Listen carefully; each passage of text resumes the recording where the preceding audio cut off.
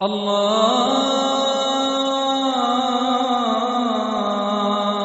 أكبر الله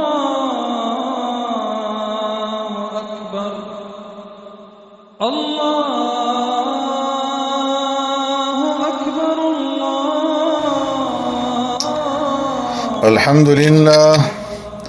الحمد لله وكفى والصلاة والسلام على سيد الرسل وخاتم الأنبياء. أما بعد فأعوذ بالله من الشيطان الرجيم. بسم الله الرحمن الرحيم. يا أيها النبي إنا أرسلناك شاهدا ومبشرا ونذيرا وداعيا إلى الله بإذنه وسراجا منيرا. صدق الله مولانا العظيم.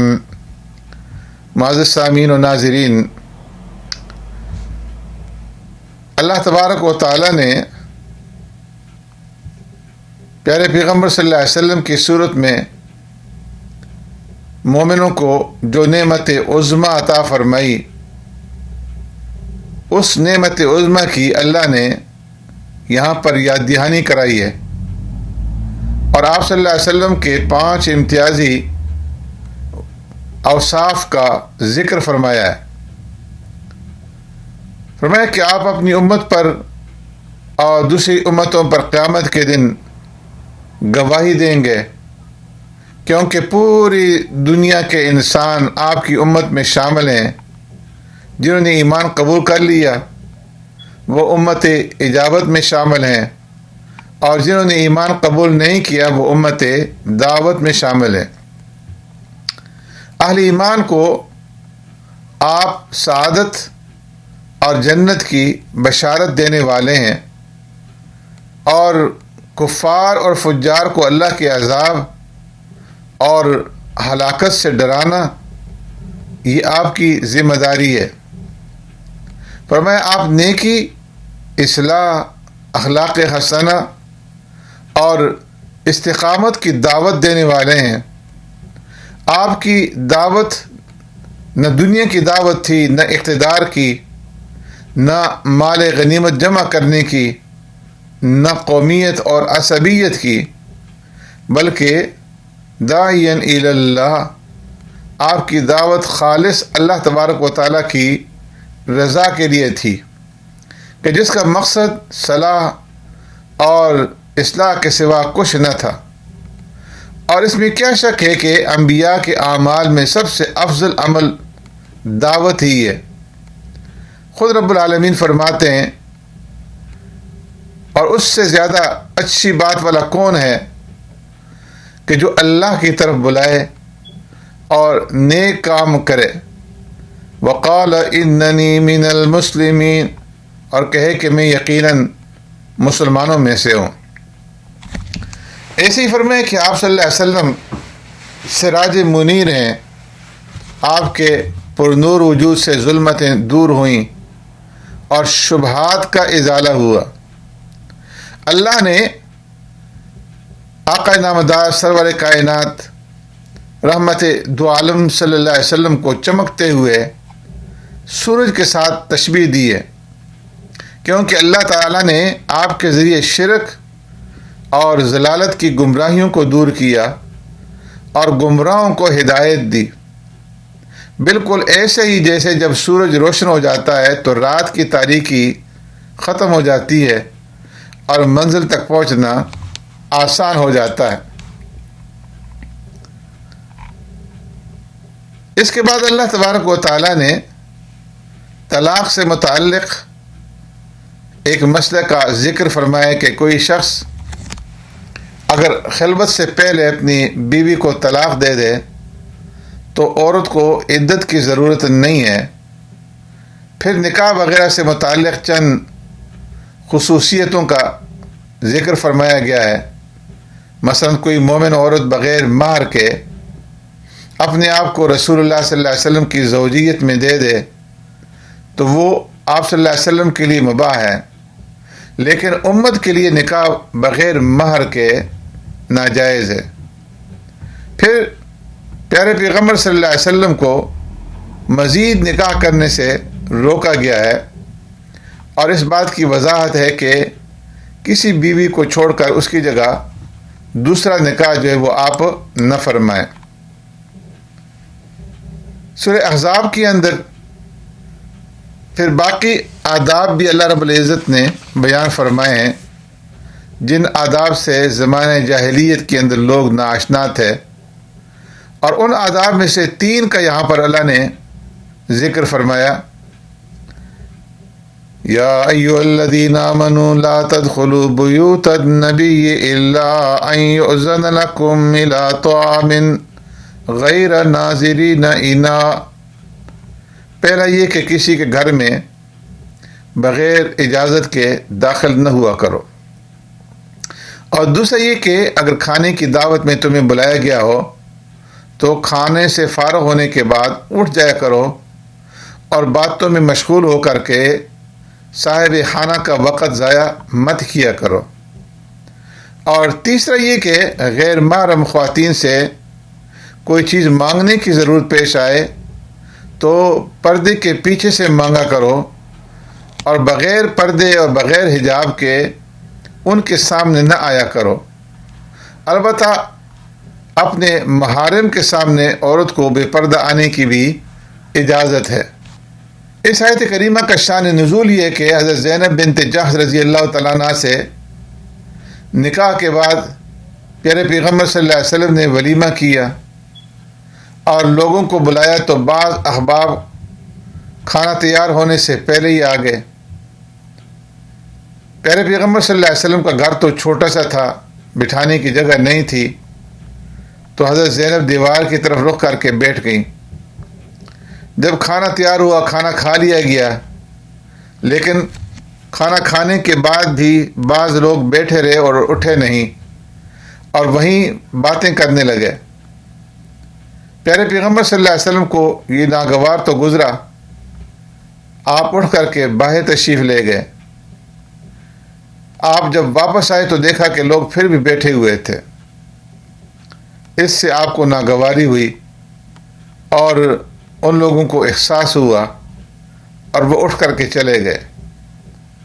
تو اس پر اللہ تبارک و تعالیٰ نے اس آیت کریمہ کو نازل فرمایا کہ 3 باتوں کا خیال رکھنا چاہیے کہ جن کو کھانے پر بلایا جائے صرف وہ آئیں، کھانے سے پہلے جا کر کے نہ بیٹھیں کہ اس سے میزبان کو مشغول ہونا پڑتا ہے، اور جب کھانا کھا لیں تو کھانا کھا کر کے چلے جایا کریں، وہاں نہ بیٹھے رہیں۔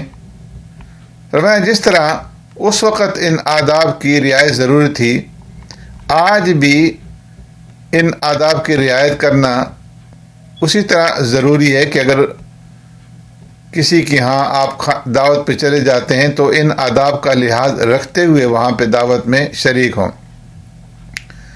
اس کے بعد اللہ تبارک و تعالیٰ نے فرمایا وَمَا كَانَ لَكُمْ أَن تُؤْذُوا رَسُولَ اللَّهِ وَلَا أَن تَنكِحُوا أَزْوَاجَهُ مِن بَعْدِهِ أَبَدًا۔ اس آیت سے ازواج مطہرات سے نکاح کی حرمت نص قطعی سے ثابت ہو رہی ہے۔ اس کی وجہ یہ ہے کہ طبی اور فطری بات ہے کہ جو غیور آدمی ہے وہ اپنی منکوحہ کو خواہ طلاق دے بھی دے، کسی اور کو اس کا شوہر بننا طبعاً اسے ناگوار گزرتا ہے۔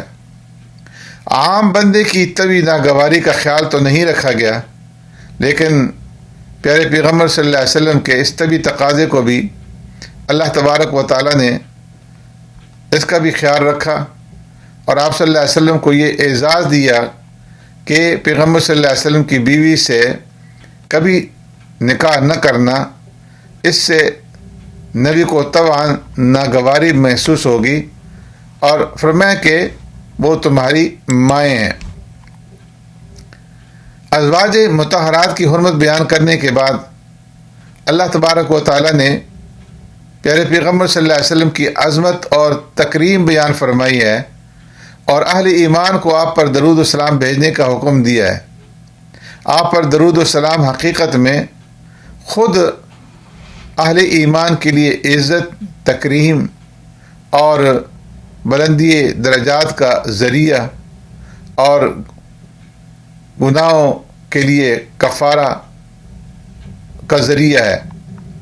حضرت ابو طلحہ رضی اللہ تعالیٰ عنہ سے مروی ہے کہ ایک دن پیارے پیغمبر صلی اللہ علیہ وسلم تشریف لائے تو آپ کے چہرے مبارک پر خوشی کے آثار تھے۔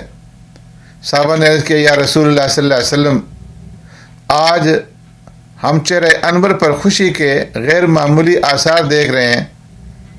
تو آپ صلی اللہ علیہ وسلم نے فرمایا کہ آج میرے پاس فرشتہ آیا تھا اور اس نے کہا کہ محمد، کیا آپ اس بات سے خوش نہیں ہیں کہ اللہ عز و جل فرماتا ہے کہ آپ کی امت میں سے جو کوئی آپ پر ایک بار درود بھیجے گا تو میں اس کے اوپر 10 رحمتیں نازل کروں گا، اور جو کوئی ایک بار سلام بھیجے گا تو میں اس کے اوپر 10 بار سلامتی نازل کروں گا۔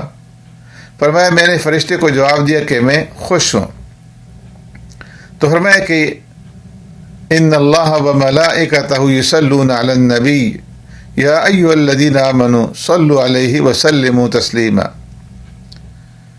اس کے بعد امہات المؤمنین پر حجاب کی فرضیت کا حکم نازل ہوا، اور پھر عمومی طور پر ہر مسلمان خاتون کو پردے کا حکم دے دیا گیا، خواہ وہ بیٹی ہو، بیوی ہو، ماں ہو۔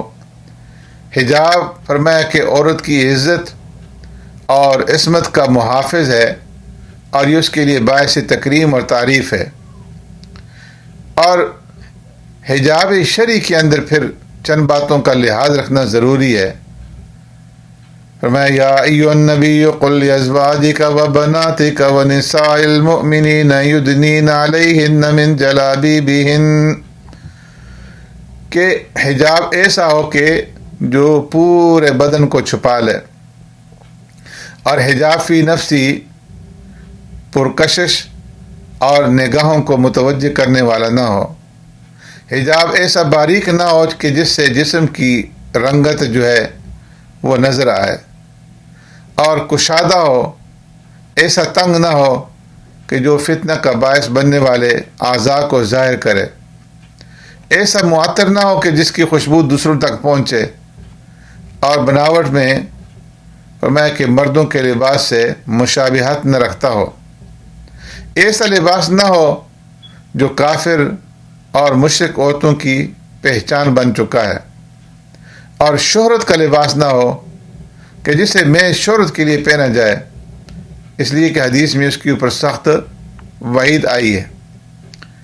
اس کے بعد پھر سورت کے اختتام پر فرائض، واجبات اور شرعی احکامات کی اہمیت بیان فرمائی گئی ہے کہ یہ احکام اس امانت کا حصہ ہیں جو اللہ تبارک و تعالیٰ نے اپنے بندوں کو سونپی ہے۔ اِنَّا عَرَضْنَا الْأَمَانَةَ عَلَى السَّمَاوَاتِ وَالْأَرْضِ، آسمانوں، زمین اور پہاڑوں نے اس امانت کا بوجھ اٹھانے سے انکار کر دیا تھا، کیونکہ ان کے اندر یہ بوجھ اٹھانے کی صلاحیت ہی نہ تھی۔ لیکن چونکہ انسان کو اللہ نے عقل اور فکر اور خیر اور شر کے درمیان تمیز کرنے کی صلاحیت عطا کی ہے، تو انسان نے اس بوجھ کو اٹھا تو لیا لیکن اس کا حق ادا نہ کر سکا۔ سبحانک اللہم و بحمدک نشہد ان لا الہ الا انت نستغفرک و نتوب الیک۔